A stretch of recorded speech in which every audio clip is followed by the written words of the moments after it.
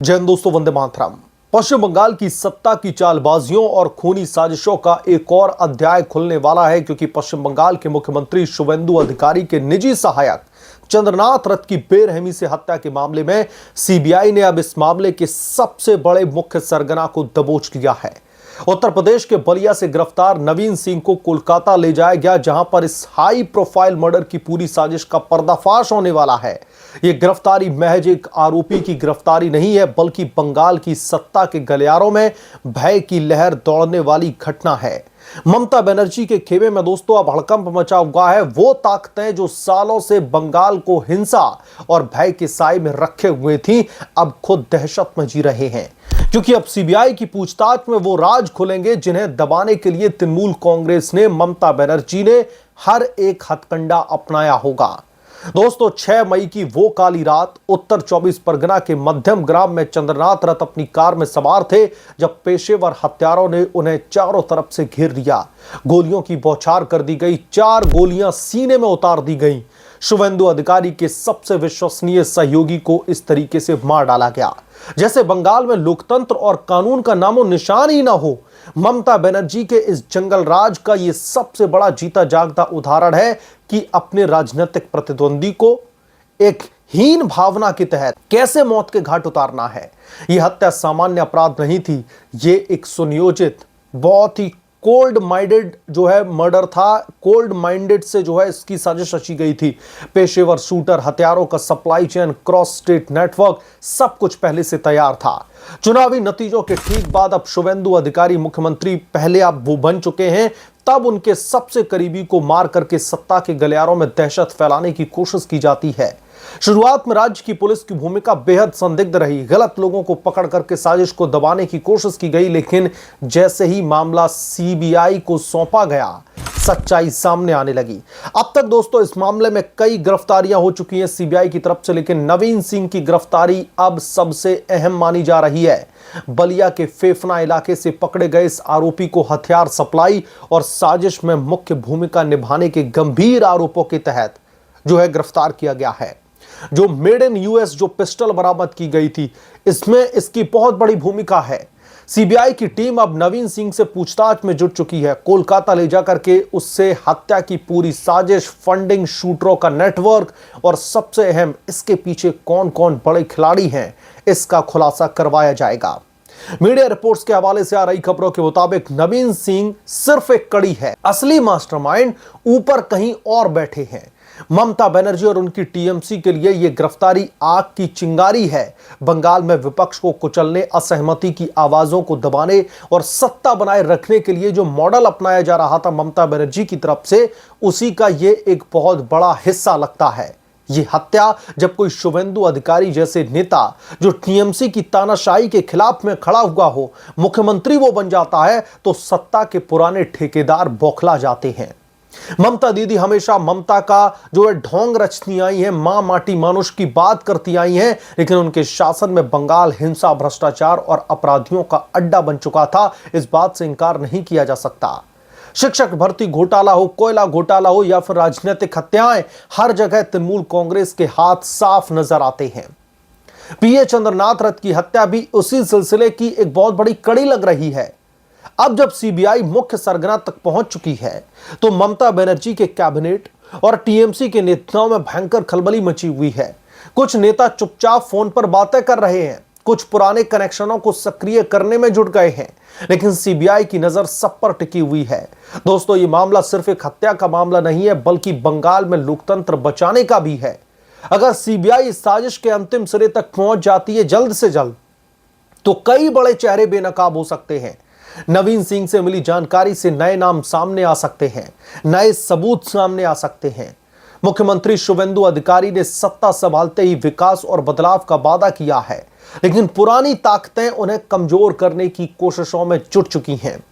चाहे ममता बनर्जी हो या फिर तृणमूल कांग्रेस का उच्च नेतृत्व या फिर पूरा का पूरा टीएमसी का कुनबा कह लीजिए, लगातार शुवेंदु अधिकारी के खिलाफ में साजिशों का सिलसिला जारी है। पीए चंद्रनाथ रथ की शहादत व्यर्थ नहीं जाएगी। यह हत्या बंगाल के उन लाखों लोगों के लिए प्रतीक बन चुकी है जो ममता बनर्जी के राज के अत्याचार से त्रस्त हो चुके हैं।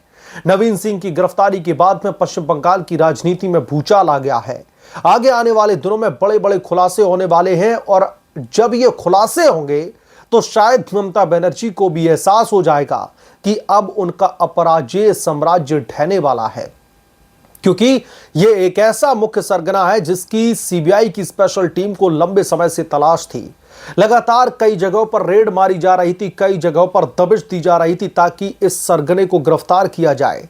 और ये सरगना की दोस्तों इस मामले में मुख्य कड़ी इसलिए भी है क्योंकि इस मामले में चाहे स्टेट नेटवर्क की बात की जाए, चाहे फंडिंग की बात की जाए, चाहे जो असलहा, जो हथियारों का इस्तेमाल किया गया इस पूरे के पूरे घटनाक्रम को अंजाम देने के लिए उसकी सप्लाई की बात की जाए, इसमें नवीन सिंह एक मुख्य जो है पैरोकार रहा है, एक मुख्य सरगना है, एक मुख्य कड़ी रहा है।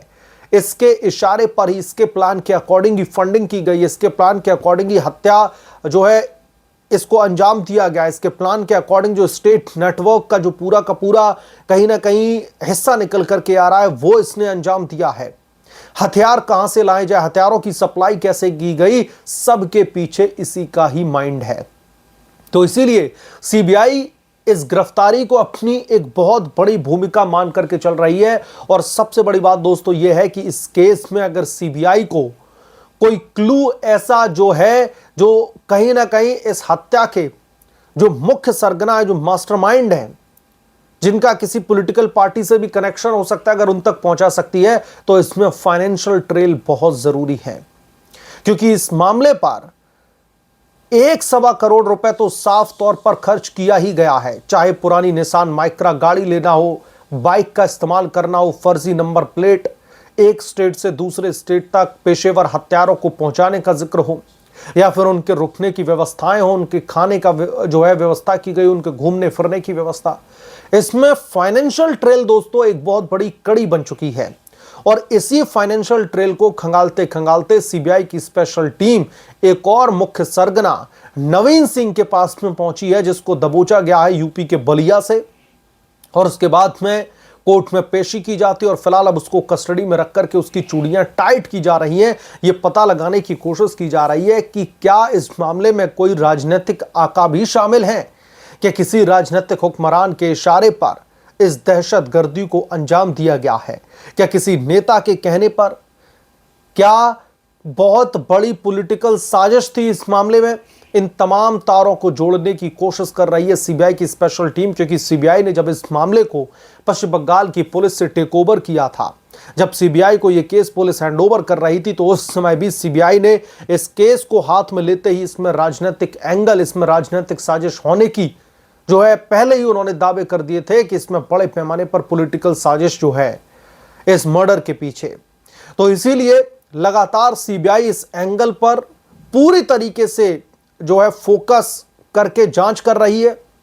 और इस गिरफ्तारी के बाद में सीबीआई का भी यह मानना है कि अब कोई बड़ा खुलासा हो सकता है, किसी बड़े शख्सियत के जिक्र होने की उम्मीद अब सीबीआई की और भी ज्यादा बढ़ गई है।